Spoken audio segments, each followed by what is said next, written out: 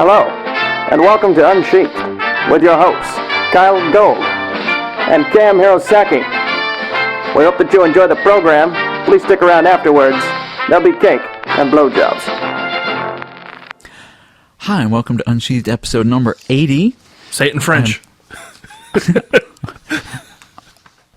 Bonsoir et bienvenue à Unsheathed épisode 80. You. Je suis le renard Kyle Gold. Oh, shoot. What am I, Lutra? Is that how they say it in French? I'm Cam Hirosaki, and I gotta warn you, I'm kind of punchy right now because Kit makes me a pretty strong screwdriver, and now I'm drinking a Stella, which, as our UK listeners know, is a sure way to get somebody punchy. And we've not had dinner yet. Nah, we haven't had dinner yet either. And we're being joined tonight by the official title CEO of Sofawolf Press. Yeah, that's good enough. Hey, thanks for having me.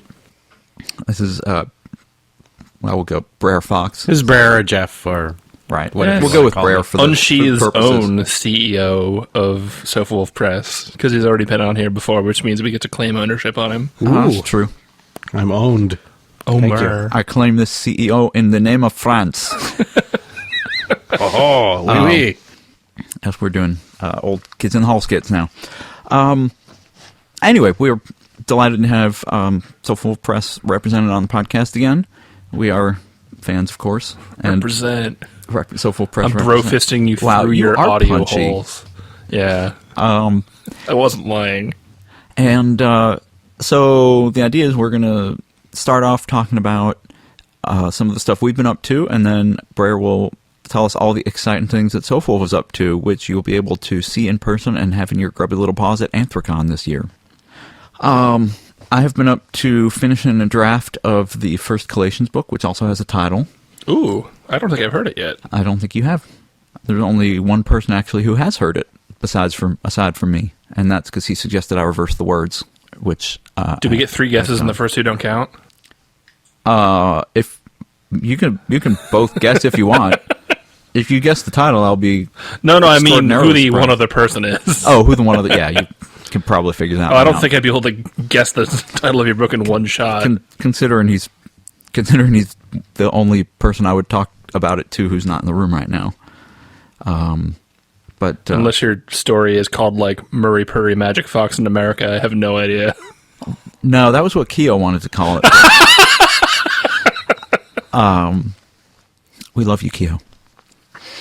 You baked cinnamon rolls today. I know, I saw. They look so good. I know, I wanted to fly to Dallas and get one. So the first book, it is the first book in the trilogy, and the tentative title right now is The Tower and the Fox. That does sound better than The Fox in the Tower. Yes. Good job, Kit. You said it was you. That was not in the room right now. Oh, it was not there. Damn it. Well, yeah, there goes your one guess. See, now I know who it is. Yeah. But it's too late to say. But I'm all derailed now. So that'll be going out probably tomorrow. I don't have much else to say about it. I'm kind of happy with it. I was doing last-minute tweaks to it like 15 minutes ago because when I was working out earlier today, I was thinking of things I wanted to change in it, and I realized I hadn't sent it out yet, so I still could. But tomorrow I have to get it out. So that is what I've been doing, and precious little else. I posted a story this week that I wrote like 2 months ago. I really like that story. I've been intrigued by the reactions to it. People seem to identify with one or the other of the characters, which is really amusing to me. I mean, not amusing. Well, it is amusing, but it's also kind of what I intended. That's what I wanted to say. You write this like really bleak story about like problematic relationships, and people are like, "Oh, Kyle, your use of emotion here is so evocative and fulfilling." And when I write stories about that, people are like, "Why are you so bitter and depressing, K.M. Hirosaki?" Fuck you, Billy Joel. Also, apparently I made an earworm out of just the way you are for someone. Yes. Which, yay. So I have another story. I have a little short one that is of no consequence that I had to write out when I was writing this one. And I got an idea for another one today that I'm going to have to write, which will amuse me greatly. Hopefully amuse other people too, but... Well, hopefully. Anyway, that is what I've been up to. I've been working a little bit on Summerhill. Most of my free time has been going towards reading lately instead of writing, but our little workshop that we do got me feedback on the latest segment, and I'm feeling confident about the story again. And also, one of the things at this past workshop that came to mind is our advice about reading your story aloud. What we do in our workshop is, before we begin the discussion of the piece that has been passed out, is we have the author read like a small snippet of it. And the part that I was reading, as I was reading it aloud, like several times, I was like, wow, that sounds really bad, and I have to change that. So this is advice that we don't just give out, we also try to follow ourselves. I mean, obviously that's my big thing. Although as I think about things that are coming down the pipeline, I will have something of a surprise coming later in the year. And not a fake tragic surprise like last time, but a real surprise with tragic consequences. Hopefully the consequences won't be too tragic. And as I think about it, I think the consequences will actually only be beneficial both to myself and to all of you. So there's that. But you're so dark and depressed. I know. Can't you tell I'm such a bitter and depressing person? Yes. One listener will learn a painful lesson. Although, speaking of, we're talking about our listeners, and you mentioned Keo in Dallas. I may actually end up in Dallas in about 2 or 3 weeks here for, no surprises here, something to do with Star Wars. Wow. There's a gaming convention out in Denton, Texas, which isn't too far from Dallas, and the people who host my favorite Star Wars gaming podcast, I can't believe I just said that sentence, are going to be out there. And I'm like, ooh, if I fly down there, I can play in games that are being hosted by them. So I might do that. And that's my docket. So, Brer, how has geek-tastic. Isn't it just? How has Sofawolf been keeping itself busy? We know some of the projects. Yes, pretty much nonstop the last 2 or 3 weeks. I think I haven't been sleeping very much lately, but I'm in the process. I was in the process of laying out 4 projects simultaneously. I'm now down to 3, which is nice. And of course, Alapex is working hard on Heat as we speak. So 3 is so much more of a manageable number than 4. Yes, it's so much more manageable. And of course, after those get out the door, then we have to work on advertising collateral and preparing for the summer sales cycle and everything else. So, yeah, there's a lot going on. Would you like me to go into the individual projects? Is Please that do. why you have me here? How about I'm sure our listeners would love to be hear what's delightful. coming down. We've talked about Heat because both of us have stories in the issue this summer. Yes, you do. And actually, I will start out with Heat. Why not? I mean, Sure. since you already discussed it. So, yes, of course, you have your story with Amon Omega doing the illustrations. Very cute, a very unique style for your stories, which is kind of why we chose it. Yeah. You know, so that the art would be very sort of, more stylistic and very cartoony, and not the thing that your Sort of readers playful. are used It to. fits the nature of the story. It does, yeah. It does very well. I love the And teasers that have been put up. oh yeah, Yeah. they're very good. The whole thing kind of came out just as we were hoping. And of course, KM, there's your story being illustrated by Husky. Yeah. Actually, I don't think either of for us Piled? had announced that yet. No? So No. there you go. Cool. Well, there now you it's go. official. Perfect. Now it's official. And I will be saving a couple things from the issue as surprises for the listeners, so I won't lay it all out here. Real surprises, but with not so tragic consequences. Yes. Not so tragic. We also have a story by Foosball, who I think reprises his story with the Thylacine characters from, I think, 2 issues ago. It's not the same It's called characters. Jill's 49th. It's not the same characters, But but it's it's the same the world. same world Yeah. and the same general feel. So, and that's illustrated by Sofawolf. What was that? I was going to Sorry, say, did you have a Foosball, question? who our listeners will recognize from just last week. Oh yes, absolutely. This is the most amount of naked women that have ever Kit is- been Kit is in showing us the many- Unsheathed Mountain Bunker, Kid just is so showing you us know. many pictures of Well, it's actually many instances of the same picture of Yeah, but Native emphasis on Amanda Palmer. many. yeah. Like a score. I think more than a score. More than a score, less than a gross. Yes. There we go. I've I've never seen kids so amused by a naked woman either. Yeah, exactly. Or so captivated These by are the one. things Kit does while we're doing the podcast. Look at naked women and, you know. Dogs with bacon. Dogs with bacon. Or dogs without bacon. Keo cinnamon rolls. Keo cinnamon That's what he rolls was are trying to also- find, the That's what he was cinnamon rolls. looking for. was Naked, not the naked women have been replaced with Keo cinnamon rolls. You can all rest well now, Unsheathed listeners. Yeah. They're both sweet. Yeah. And bacon covered kind? in frosting. The bacon kind? Oh, I would absolutely eat a bacon cinnamon roll. Let's let Brer get back to heat. Focus, says the guy showing us pictures of naked women. Hey. Here, cinnamon focus. rolls. Is this like a Focus. test? It's like one of those things where I'm going to try to distract you, and it's your job not to be distracted by it. This because episode we're is failing already badly at amazing. this. Okay. Bad gay wolf. I'm gonna giggle myself into a stupor.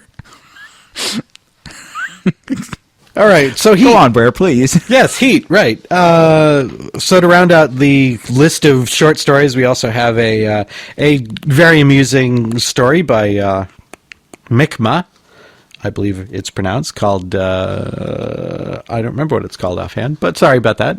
But it's amusing. It's a great story. It's a very good short story. It's being illustrated by Rureki. Oh, jeez. I'm sad She I did don't our remember the podcast title, badges. but anyway. And then Opaline Fox has a female erotica story, which is we don't get enough of, and Yeah, that's Ella been always illustrated by complains about Shinigami. Yeah. Well, we like to try to keep the issue balanced. And I'm sorry. we Illustrated by think that's whom? okay. I think I talked over you. It's by Shinigami Girl. Oh, okay. All right. Is doing the illustrations for that story, and that's also quite good. So it's a good lineup of a variety of nice short stories from the comic to the tragic, of course. I mean, for you, and then, I'm really proud of my story this year. And Mikma's story is called A Hard Semester. That's just came to mind for me. It is very amusing. And I've actually seen one of the things that you're not revealing, which was quite enjoyable as well. Good. And we have a comic done by Kyovi and written by Tempeh Okun. Okay, that's the thing I've Oh, okay, yeah. I've seen that, actually. But I wasn't done yet. But. Okay. And we also have a Black Tegan comic. Ooh, I don't think I knew that. And the covers by Kamui and poetry by White Yote, White Yote. Like Condrell. No, I'm sorry. White Yote just always makes me think of Bucky Cody Barnes. Denton, I think, and As it should. and Spretz. Awesome. Poetry is by Cody Denton and Spretz, and some more illustrations for the poetry by Fluke and Lucrata. So Awesome. That sounds like a wonderful lineup. could be a good issue. And Alapex is working on all his wonderful layouts now as we speak. So Total it'll gray look muzzle moment quite at the good. mention of Buckaroo Banzai. I know, seriously. I'll probably be rushing home to help him with the fridge magnet poetry for the back, which is always the last thing we get done. So It's cool. It's sort of like the cherry on top. Yeah, That's how I yeah. think of it. that's good. I'm glad you think of it that way. Why is what everyone else? snorting at me? Think of it as the victory cigar after the, issue's been completed. Ooh, I like that victory cigar. Here's it's an old it's actually an old basketball term too, because there's always a guy on the bench that you only put in when you're up by like 20 points with 4 minutes to go and the game's yours, and so those are called the human victory cigar. I'm just remembering Shaq eating out of a giant garbage bag full of popcorn. Go on, Brer. What's the next publication you'd like to talk about? So what else do we have on the list coming out for Anthragon? So we have Six is Wild, which is a novel by Tempeh Okun. Novella, I should probably call it. I think it's longer than a novella. Yeah, it's a little longer than a novella, a little shorter than a novel, so it's a novella. That's the boundaries, novella to novel. So Okay, well, it's a short novel. It's a novelette. No, novelette's shorter than Novelette's shorter than novella. Oh, it's even shorter than novella. It's Short stories up to 75,000. Okay, short novelette's novel, up to 15,000. Novellas up to 40,000. Novels 40,000 and above. And really, novelette's pretty much a fake distinction anyway. Yeah, it's all for the Hugos. It works. That's what. It Yeah, was but created like a for. 9,000 word thing—that's a short story. Come on. Yeah. And that is a male-female Western period romance. And it's been illustrated, the cover and the interiors, by Shinigami. And we also have an 8-page comic based on a short story from the same characters in the same world, drawn by Obsidian, which we're going to be distributing for free at Anthrocon. So, Which is very cool. just to kind of get people into the world and the characters, and it's kind of an interesting experience to try like publicizing a novel with a comic. So, it'll be an Also, interesting hey, experiment. straight people, Yeah. we have stuff for you on Yes. it. Now, That's finally, right. when you come to the Sofawolf table and say, "Is any of your adult material straight?" You'll be able Now to it say is. yes. Actually, Yes, we I can read say an yes. early draft of Six is Wild, and I understand that he's changed it considerably. And I'm actually looking forward to seeing what he did with it, because, I mean, what I read, it was certainly looking like it was going to be really cool. Yeah. Yeah, we fleshed it out a lot and spent an inordinate time figuring out the weight of gold. So Oh, that's right. You were telling me that story. it'd be fun. Which we probably shouldn't share here. And we also have the final volume of Vince Suzukawa's ISO collection, Volume 2, which is the second and final. Which is an excellent comic. Finishes the collection from, I think, issue 6 to 12, I believe. Sounds about right. I think it's 2 stories per issue, so 6, not issue 6 to 12, but chapters 6 to 12, Right. with an extra. No, actually, because the extra was 19 and a half, so I guess it's it may I was be gonna issues say- 6 to 12, but it's chapters 12 to 24, Right. I think, Because I think the Ish, first yeah. book was up through 10 or 11 or something. Yeah, okay. So it has a bonus chapter and a little bit of bonus material. We also have Digger 6, which is the final of Digger as well. Yep. The exciting finale of the whole long story. Digger Apocalypse. It's Digger going to be Geddon. excellent. For those who haven't been following it online, you know how it ended. Dignarok. Ooh, nicely done. And then, of course, the major announcement is, of course, Across Thin Ice, Book 1, or Nordgard Book 1, Across Thin Ice, it's called. And that's been completed. It's off at the printer. I should have proofs waiting for me when I get back, or shortly after I get back, to approve and to get it off into final production. So it does exist. It does exist. We will have books completed by early June. We will be making announcements shortly as to we're probably going to do pre-orders for the hardcovers and not for the soft covers, because we should have plenty of those for Anthrocon. We will do pre-orders for the hardcovers. We will do pre-orders also for the out of position hardcover, which is also something else that's on my docket that ought to also be coming out later this month, and we'll probably be doing pre-orders at the same time. So Cool. And we'll also be doing a few more of the Isolation Play hardcover as well. So later in May, you'll be able to line up and buy and pre-order hardcovers for all 3 of those things across So the save your ice. paychecks, kids. Isolation Play. Hey, for what it's worth, I do have a micro legion of fans that have promised to throw money down on a pre-order if I ever had one out there, which is pretty promising. That's cool. Promising for me. And we're working on ebooks for Kevin Frayn's books and a couple other books as well. So we're getting into the ebook space as quickly as we can, given my time constraints. Yeah. I've sort of been getting my paws out there. And You've got quite a lot out there in ebooks, which Yes, is great. I do. That's great. And I actually have not I just remembered this, which I was supposed to talk about. Fuzz asked me to. I actually released something earlier this year as an ebook first, and Fur Planet is going to be doing a print version. I sent the proofs off to Fuzzwolf yesterday, so they will have it for Anthrocon. Weasel Presents, which is the 5 Argaea short stories, 4 previously released online for free, which are still online for free. I'm not taking them down. And one that was not ever put up anywhere online, but which is hopefully going to be the beginning of another Argaea story if I ever stop having other ideas to write before that one.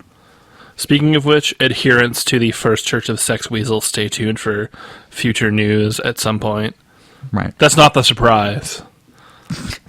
But there may be confetti, the good stuff. Is that all your projects? That's about it. I think that's enough. Not that that's not enough. We Yeah. also have a new Sofawolf press T-shirt planned for this summer release as well. This looks very nice. We have Furpile Volume 5, which is the completion of that one, which was released earlier this month or last month or the month before, whenever the heck that was, at WonderCon. Right. Which will also be at Anthrocon, as well as, of course, Isolation Play and everything else under the sun. It should be a fairly busy con for us. If you can slap a Sofawolf Press logo on it, it'll be there. It will be there. Awesome. That's a lot of tremendous stuff. We're all very much looking forward to it. Actually, I be exciting. shouldn't say that because I think there are some things with the Sofawolf Press logo on it that are out of print now. There are a couple. There's a few things. A few things. And I ought to mention, just going forward, the other projects we have on the burner. We've got the League of Canids project for Yes, Rocky which I've Mountain. I've not officially announced because we didn't have anything legal about it. Okay. But Do we know? We Okay. do now. We do now. Yes. So we may announce it. That's do we know. Okay, great. Well, excellent. So we got the lead. You could talk about that. So, for in the Pages of Heat issue 4, I introduced a superhero universe with the story Don't Blink. Followed it up with Third Date in Volume 5.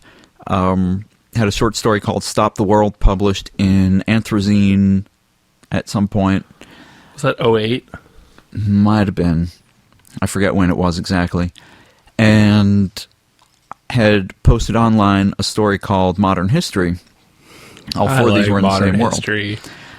And as it turns out, this January, Rocky Mountain FurCon asked me to be a guest of honor at their convention, and their theme is superheroes. And I'd been kicking around the idea of releasing a collection of the League of Canids stories. I'd written 2 more specifically for that purpose. I've written 1 more since then, and so now we've got 7 stories. So the original 4 are going to be published, and the new 3. The thing about this collection is I'm trying to broaden the appeal a little bit to give it appeal to a comics market. So I have de-sexed the stories, kind of, to the extent that I was able to, so that the book is kind of rated R and not X. And Modern History is still in there. Yeah. It's well, you know, when you look at sort of softcore stuff, there's a lot of, you can figure out what's going on. It's like he lowered his muzzle and licked, as opposed to he lowered his muzzle and licked the big cock. You know? I was going to say, like, did you foosball it and now they're actually talking about cake? He's Russian cake. I was going to say, like, why is he eating tarts at a Russian energy plant? Russian cake, very cold. But yeah, Modern History was the big challenge in that set. But I like the other 3 stories quite a bit. I did and too. the illustrations for it are being done by Ammon Omega, who did such a great job with the Charm story that I think he's going to have a lot of fun with these. So we're very much looking forward to it. Yeah. And it should be released at Rocky Mountain FurCon. Yep, that's correct.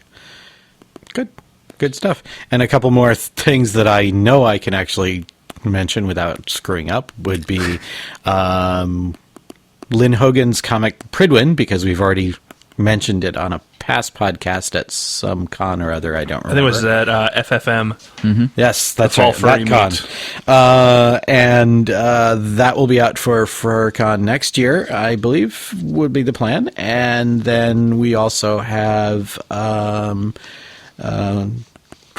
Mandy Tremblay's black and white period piece called Peachy Keen, which will also be Y'all might know her a publishing. little better as Touch My Badger. Right. You might know her better as, I was like, who? Touch My Badger, although she's Artist of the Baller Badger. she's distancing herself from that name slowly but surely. Yes. Yeah. So It is admittedly a weird name to call someone. it's a touch. Her Yeah, excuse is, it's I was a little 16. Yeah. Hey, that's a perfectly We all do a valid lot of excuse. strange things Yeah. when we're 16, so it's certainly understandable. But You know, my things didn't involve making porn. I think the sort of corollary to that is she didn't know the fandom yet, and so when she got the kind of responses that you'd expect from people in the fandom interacting with a name like that. You need to wash that badger pretty good now. She said, I need to have another name. I need to change that. Yeah.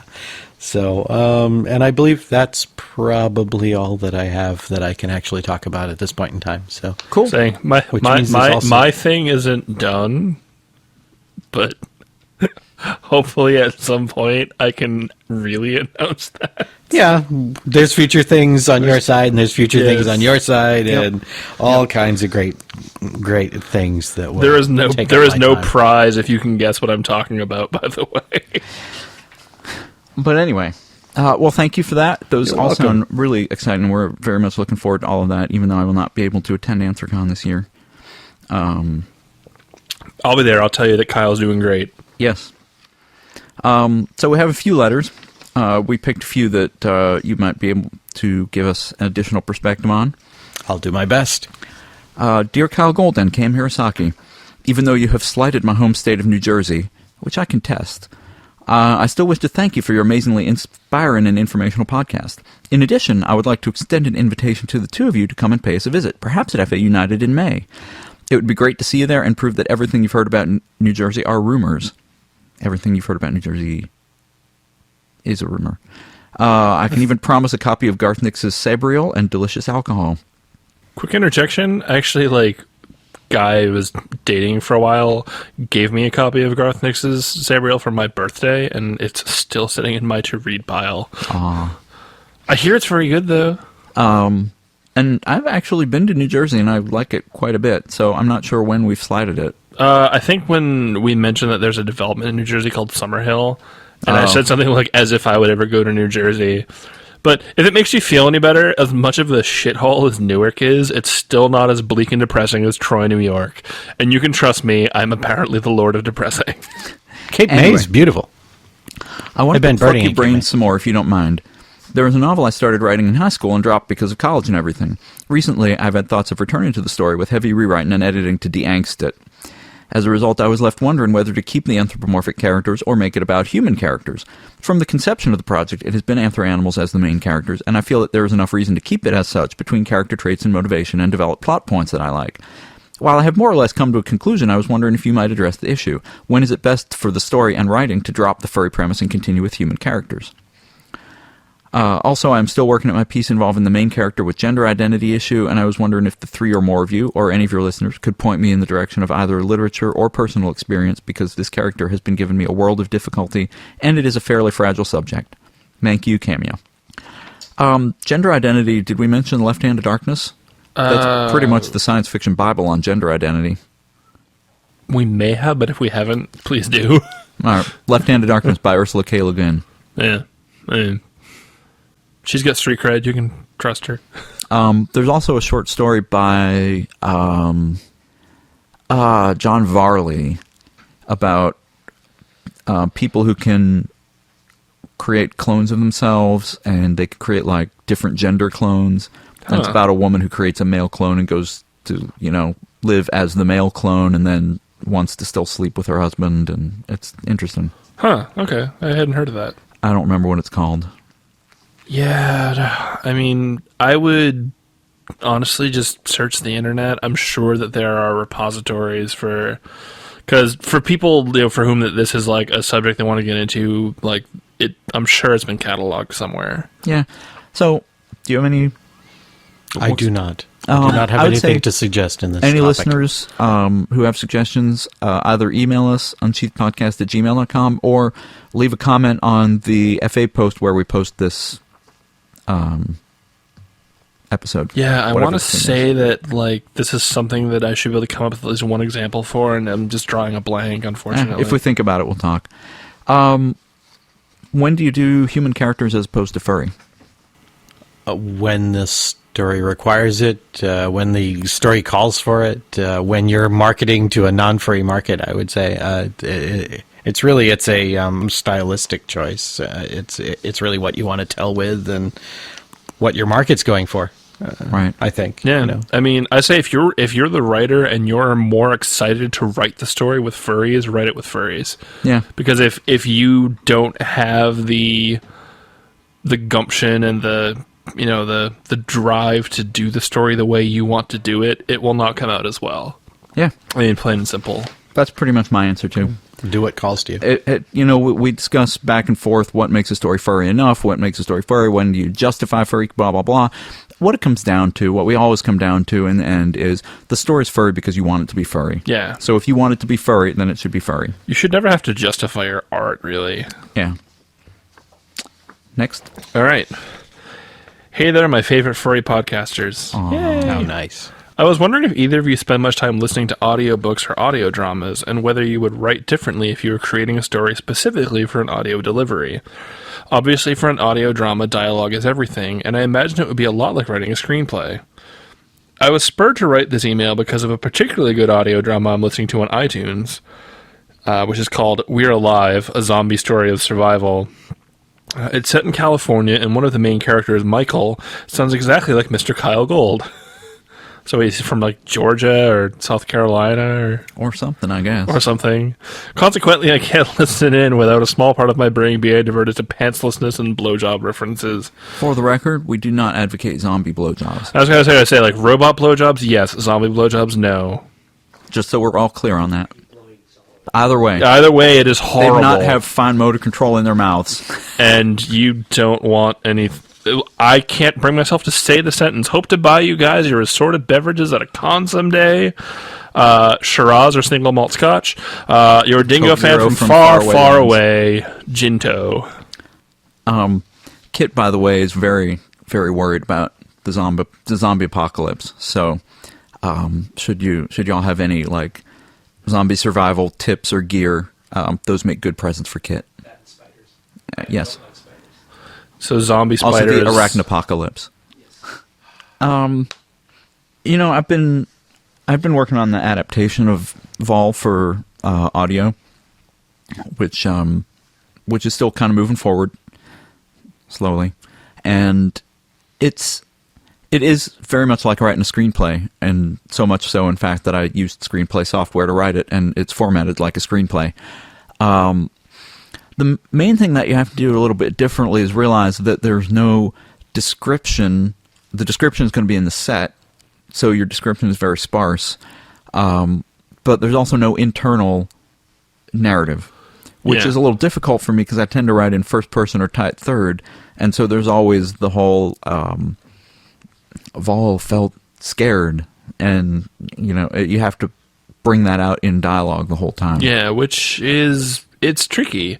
And it's different from writing a screenplay in other ways, because when you're writing a screenplay, you know that there's going to be a visual component for the audience. And in an audio drama, there isn't. So characters need to vocalize things that they ordinarily wouldn't so that the audience gets them. But at the same time, you don't want it to be forced. Right. And that's a tough line to walk. I think that you can, we all know examples of like written works that have been successfully translated, unabridged directly into audio. And Right. I think the keys there is really the expressiveness of the reader or the full cast audio, if it's a full cast kind of thing. All right. Golden Compass is a really good full cast audio. Yeah, I kind of like the Golden Compass. I got a little annoyed at Lyra's voice after a while, but But Ursula Vernon's Nurk was made into a really great, very entertaining audiobook. Oh, I didn't know that. Oh, really? That's cool. Full cast audio, which is available, and that was very, very good. I enjoyed that a lot. And of course, the Harry Potter books, which we've listened to on many a drive across the country. Yes. I hear Jim Dale here, but I hear that the Stephen Fry ones are also quite good. But yeah, it certainly there's multiple ways to handle it, kind of like with anything else. But really, kind of as the writer can make it engaging, or the reader can make it engaging. Yeah. Another thing to look at, if you can find them, if you want to dig back to that archaic format known as CD, is to try to find old radio plays, which some of you listening might not know what those are, but these were actually a thing. I have a friend who's big into old-time radio. Yeah. Not to like further my own agenda, but there are actually some really good radio plays based on the original Star Wars trilogy. They're actually very well done. I think they're a good. If you want to listen to those, that's a good example of how to put together like a radio play for like a pretty complicated situation that still conveys what you wasn't there an audio series of Doctor Who also? Oh, there's a ton of audio dramas for Doctor Who. They're put out by a group called Big Finish. Gotcha. And yeah, there's like multiple doctors. You know, the actors who play the Doctor have had like their own like run of stuff on it, like Paul McGann, who played the Eighth Doctor from the Doctor Who motion picture, which a lot of people are, iffy on. Skip ahead a little bit, but no, like he's been doing those. Like I think he has like over 10 years worth of audio dramas that he has like committed to. So there's a lot of stuff out there that you can find. If you want to know more, you can write into the Hoofers podcast. Yes.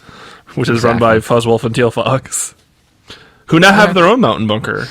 I know. I've heard that. Yeah, that's interesting. They're desert bunker. Yeah, it's a desert bunker. It's not a mountain. They don't have mountains out there.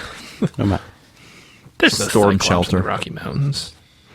But all right, have we covered that? Yep, I think so. This next email is from MJ Simmons. I was going to read this entire email in the voice of J.K. Simmons before realizing I couldn't. A question for purveyors of writing knowledge. When you are writing a story, when is it that you start the hunt for an artist for your novel? Even if it is just for the cover art. And when you have decided what sort of agreement when you have decided what sort of agreement you come to with the artist, and there's no real guarantee that the novel will sell. I read that sentence wrong, but hopefully you got it. And when you have decided, what sort of agreement do you? When you have decided, what sort of agreement do you come to with the artist? As there is no real guarantee for the novel to sell. This is why commas are important, people. Right. I ask mostly because I am in the edit phase now of Circe, and I would like to get some artwork in the book, both cover and also just some page work to provide some sort of visuals for the readers. Thanks again, J.K. Simmons. MJ Simmons. Oh my god! Damn it! I can't believe I just did that. I was waiting for you to do it. So basically, if you sell your novel to a publisher, then the publisher worries about the art. Yeah. So we're going to assume that you're self-publishing and not going through a publisher. So, Brer. Yeah, because a lot of people want to do this, and I can understand the desire to want to sort of, do the art for your story because you think that it'll help the publisher to kind of like see your world better, when you submit the story, or you just want to make sure you have control over kind of the way everything appears. And the reason why publishers don't like this is because we want to consider your story based on your story. We don't need extra complications. We don't want to have to also worry about art and have to worry about, oh gee, what if we like the story but we don't like the art? Will they be happy with that? Or if we say, well, we only want this, we don't want your art, will that turn people away? And especially if the artist has already done the art for you. Yeah, I mean, making publishers' lives easy is a good thing. I mean, that's good for us. It's good for you. So it's yeah. And publishers have a pretty good idea of what kind of artwork will sell what kind of artwork will appeal to an audience, and the artwork that you select may be in line with that, but it may not. Publishers also generally have more resources in the art world to go and select book covers. They've got artists that they talk to about doing covers all the time. So right, exactly. And just why run that risk? And then secondarily, on top of all that, there's the technical issue that you don't know things like, how big the page size is going to be, how big the cover is going to be, what the wraparound, what the spine is. If you have art done ahead of time, even if it was the perfect art and everything lined up and we wanted to use it, the very strong likelihood is that it just would not fit in the final version of the book. So right. there's way too many things. We can't even begin to kind of start doing the cover layouts until we know what the spine width is. We can't do that until the book is finished and we actually run it through the layout in the final font size at the final page size and all these horrible technical things. So. Yeah. Right. Essentially, as the author, your job is to provide the words. The publisher is responsible for the actual physical product, and they need to get the stuff to order for that. Now, that said, if you are self-publishing, which is a valid way to go these days, you can put increasingly stuff more up so. through CreateSpace, through Lulu, through what have you, and you're just trying to provide art for your book. You would be upfront with the artist. You would pay their normal commission rates and say, I am commissioning a piece of artwork for the cover and whatever you're commissioning for the interiors.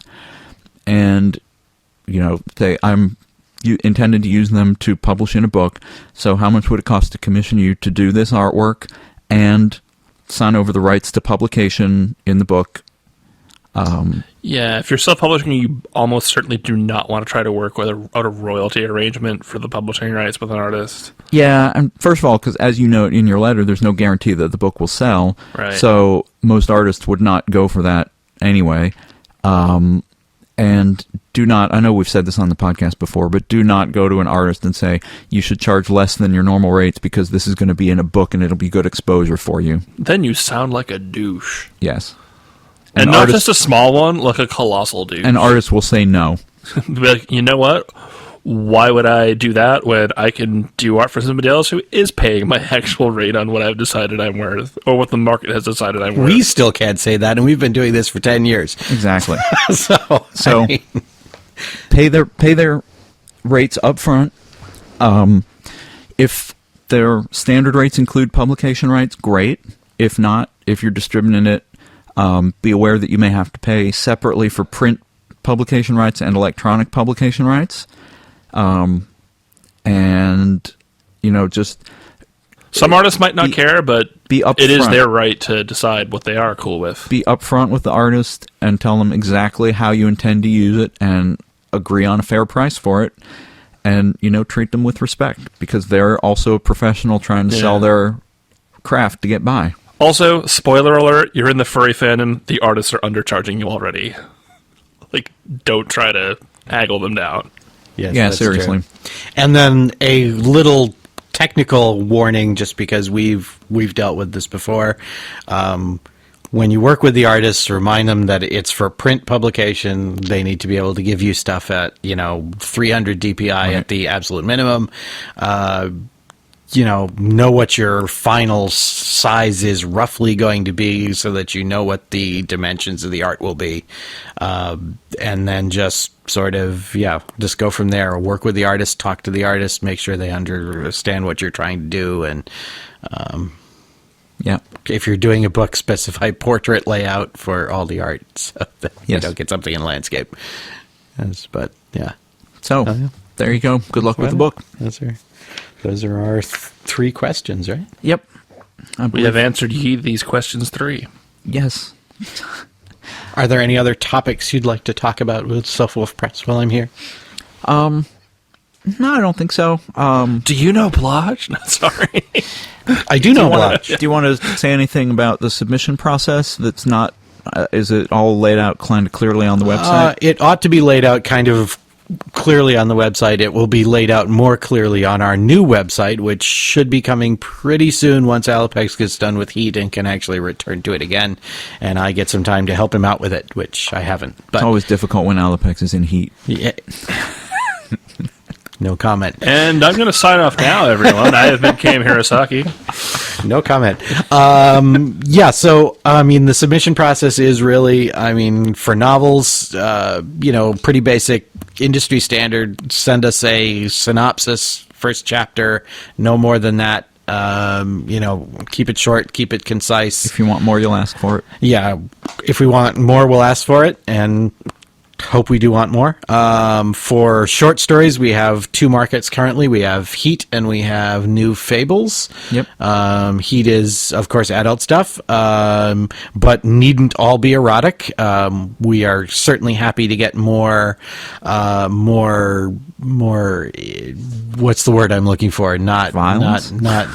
Well, no, I mean not Tasteful? not like Sensuous. porn, but yeah, I mean, sensual, tasteful stuff is all just fine. There doesn't even have to be any real active, like, full-on sex described in the story.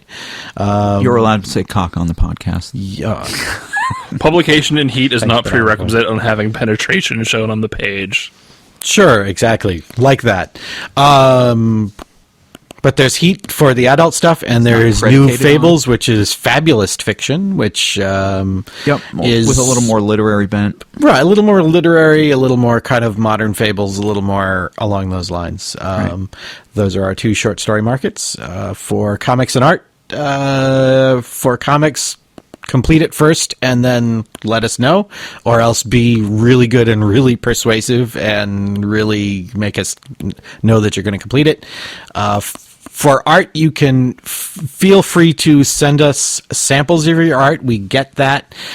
We combine artists with projects, so we won't necessarily have anything for you right away, but we're happy to know about you. We're always watching people, say hi, and we'll kind of flag you and go from there. They see you when you're sleeping. They know. I draw when the you're animal awake. people. They know when you're drawing furry porn. So So draw more post for goodness sake. More for goodness sake. All right. And if people have questions, they can go to the website at www.sofawolf.com. You can also watch us on Twitter at Sofawolf Press, and we have a live journal which we don't post as much to as we should at Sofawolf.livejournal. Sofawolf.livejournal.com. You can email us here at the podcast at unsheathedpodcast@gmail.com. You can follow us on Fur Affinity as Unsheathed. We do not have a Twitter account yet because Kit is waving. Oh, Kit is taking the blame for not having a Twitter account, but I don't think that's entirely true.